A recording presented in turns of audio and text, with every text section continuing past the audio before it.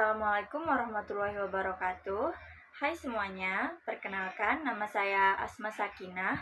Saya mahasiswa dari Universitas Maritim Raja Ali Haji. Saya angkatan 2024 dari Fakultas Keguruan dan Ilmu Pendidikan. Prodi saya Pendidikan Bahasa dan Sastra Indonesia. NIM saya 2403010077. Jadi teman-teman, di video kali ini saya akan membahas mengenai ilmu linguistik. Nah, di video ini akan membahas mengenai beberapa pembahasan dari ilmu linguistik. Jadi, tontonin sampai akhir ya. Nah, teman-teman, kita mulai dari pembahasan yang pertama, yaitu mengenai definisi dari linguistik atau pengertian dari linguistik. Kalau teman-teman nanya, apa sih linguistik itu? Nah, jadi secara garis besar, linguistik itu berarti ilmu bahasa. Kalau dari artinya, linguistik itu bisa diartikan dengan kajian paling dasar dari ilmu bahasa atau telaah manusia mengenai bahasa manusia.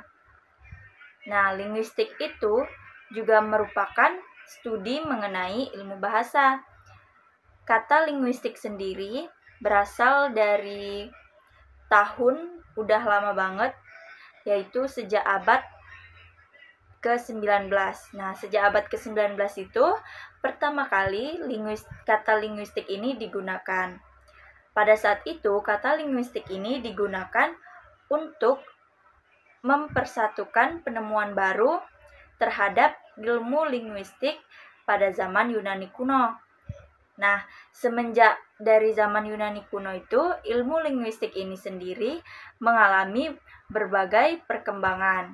Dari sejak zaman Yunani kuno itu hingga saat ini, linguistik sudah mengalami perkembangan-perkembangan yang sangat luar biasa. Oke teman-teman, pembahasan selanjutnya kita masuk ke pembahasan mengenai sejarah dari ilmu linguistik. Nah, jadi teman-teman, ilmu linguistik itu sudah ada sejak zaman dahulu banget. Yang mana ilmu linguistik ini berawal dari catatan mengenai perkembangan studi tentang linguistik yang ada pada zaman Yunani kuno. Nah, dari ilmu bahasa pada zaman Yunani kuno itu mulailah mengalami berbagai perkembangan dan pencampuran.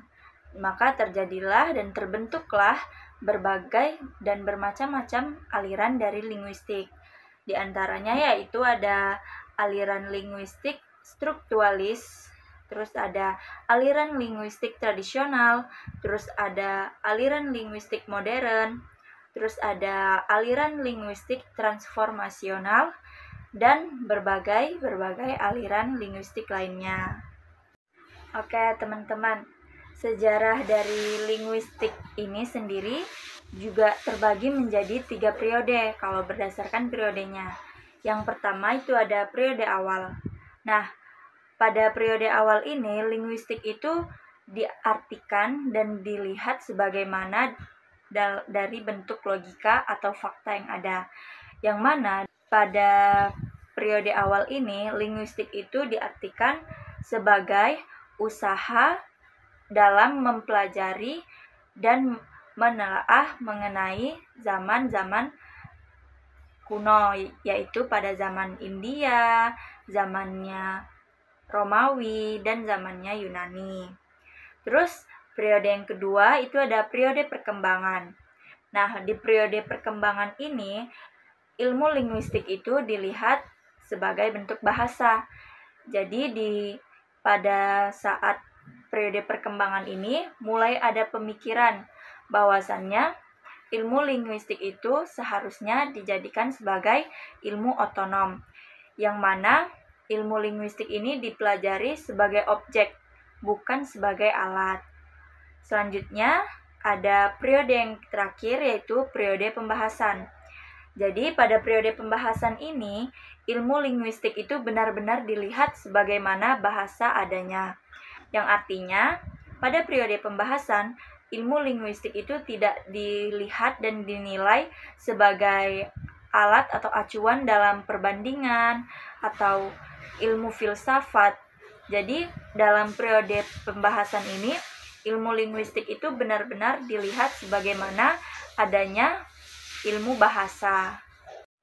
Selanjutnya, teman-teman, ilmu linguistik ini juga memiliki hubungan dengan ilmu bahasa lainnya, yaitu ada ilmu filologi, ada ilmu semiotik, ada ilmu sastra, ilmu antropologi, ilmu psikologi, dan ilmu sosiologi. Pertama itu ada ilmu filologi.